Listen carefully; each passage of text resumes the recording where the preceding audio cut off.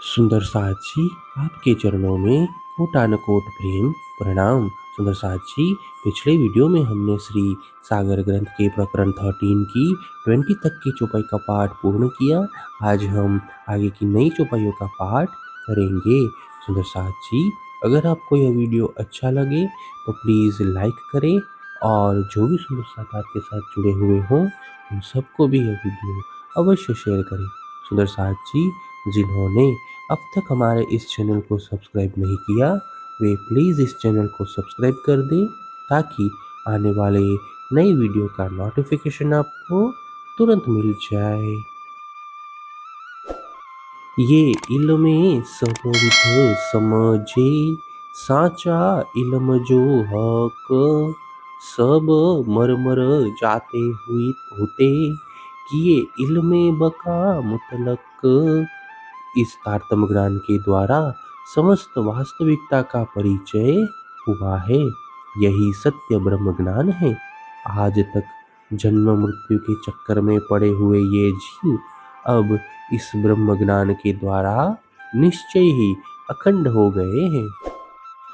क्यों सदर तुल मुतहा, क्यों है अरस अजीम, क्यों कौल फैल हक के, क्यों हक सूरत हलीम। सद्र तुल मुतहा यानी अक्षरधाम कहाँ पर है? अर्श ए अजीम यानी श्रेष्ठ परम धाम कैसा है? परब्रह्म परमात्मा का दिव्य स्वरूप, उनकी वाणी तथा लीला कैसी है? यह शुद्धि अभी तक किसी को नहीं थी। क्यों अरस आगू जोए है, क्यों अरस भीग है ताल, क्यों पशु पंखी अरस के, क्यों बाग लाल गुलाल। परमधाम में रंग महल के सम्मुख यमुना जी का प्रवाह कैसा है? इसी रंग भवन के निकट स्थित ताल यानी होज कौशल की शोभा कैसी है? वहाँ के पशु पक्षी तथा वन उपवन की लालिमा युक्त शोभा कैसी है? इन विषयों में भी किसी को शुद्धि नहीं थी। क्यों खाशल खाश उमत, बीच नूरत जल्ला झे, क्यों खास उमत दूसरी, जो कही बीच नूर के। श्रेष्ठ आत्माएं परमधाम में परब्रह्म परमात्मा के दिव्य प्रकाश से कैसे आलोकित है? अक्षरधाम में स्थित दूसरी ईश्वरी सृष्टि कौन सी है? इत्यादि ज्ञान किसी को नहीं था। ये नाम निशान सबो लिखे, खुशबोए जीनी उज्जवल, और कहया पानी दूध सा, ताल जोए का जल।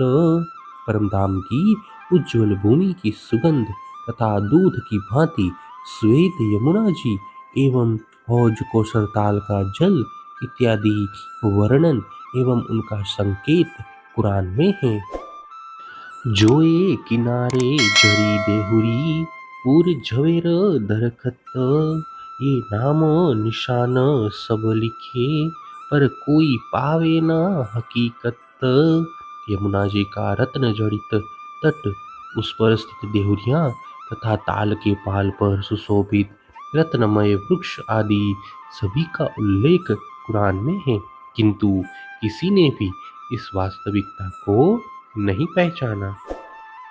नेक नेक निशान कहत हो, वास्ते साहेबी मोहम्मद, ये पटो खुलिया नूर पार का, कहो कहाँ लग काहू न हद।